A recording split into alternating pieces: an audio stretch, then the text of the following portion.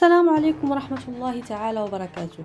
قام الدولي الفرنسي كيليان مبابي لاعب فريق باريس سان جيرمان الفرنسي بتهنئة زميله في الفريق الدولي المغربي أشرف حكيمي يوم الجمعة، وذلك بمناسبة احتفال هذا الأخير بعيد ميلاده 24.